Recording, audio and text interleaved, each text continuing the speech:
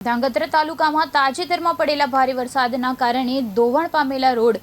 અને નદીનાળા પાસેથી પસાર થતા માર્ગોના સમારકામની કામગીરી માર્ગ અને મકાન પેટા વિભાગ દ્વારા યુદ્ધના ધોરણે હાથ ધરવામાં આવી છે। માર્ગ અને મકાન પેટા વિભાગના નાયબ કાર્યપાલક ઇજનેર એસપી જાડેજા જાતે સ્થળ પર હાજર રહી વિવિધ ગામોના રોડ, રસ્તા અને નાળાઓનું નિરીક્ષણ કરી તાત્કાલિક સમારકામ કરાવ્યું હતું। સતત 3 દિવસ સુધી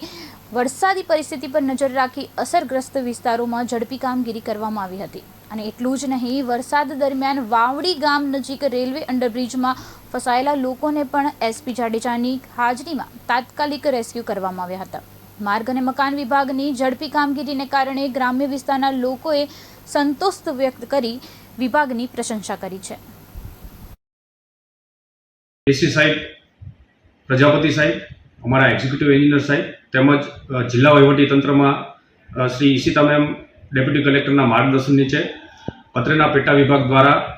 તમામ અસરગ્રસ્ત રસ્તાઓ પર સ્થળ મુલાકાત કરી તમામ તાંત્રિક સ્ટાફને હાજર રાખી તમામ એજન્સીના માણસોની મશીનરી અને મટીરિયલને સાથે રાખી દરેક જગ્યાઓના ડિટેલ સર્વે અમે સ્થળ ઉપર રૂબરૂ જોઈને કરેલ છે। આ ઉપરાંત દરેક જગ્યાઓ પરની કનેક્ટિવિટી કાયમ રહે એ માટે થઈ અને દરેક જગ્યાઓ ઉપર સ્થળ ઉપર જ એનું તાત્કાલિક રિપેરિંગ કરેલ છે। આ ઉપરાંત જે જગ્યાઓ ઉપર રસ્તાઓમાં ચાલતા સ્ટ્રક્ચરોની અંદર ડાયવર્ઝનની અંદર જ્યારે ઓવરટોપિંગ થયેલ આ તમામ ઓવરટોપિંગને ધ્યાને લઈ અને તે જગ્યાઓ ઉપર ડાયવર્ઝનને તાત્કાલિક બંધ કરી અને ત્યાં આગળ બેરિકેટિંગ મૂકવામાં આવેલ હતા। ઓવરટોપિંગ પૂરું થયે તાત્કાલિક અસરથી એ જગ્યા ઉપર વિભાગ દ્વારા એજન્સીના મશીનરીનો ઉપયોગ કરી અને તમામ ડાયવર્ઝનને મોટરેબલ કરેલ છે। આ ઉપરાંત ખાસ કરીને ધાંગધ્રા પેટા વિભાગ હસ્તક આવતા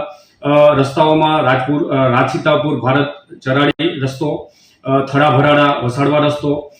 માલવણ વાવડી ઈસદરા રસ્તો, રાજપર કંકાવટી રસ્તો, કોંડસરા રસ્તો, આ તમામ રસ્તાઓ ઉપર અત્રેની તાંત્રિક ટીમની હાલ પણ કામગીરી ચાલુ છે અને અગાઉ પણ જે કંઈ પણ કામગીરી કરેલ છે એ તમામ કામગીરીનો અમે ડિટેલ અહેવાલ ફોટોગ્રાફ સાથે Shri deputy collector Ishita ma'am સાહેબને આપેલો છે।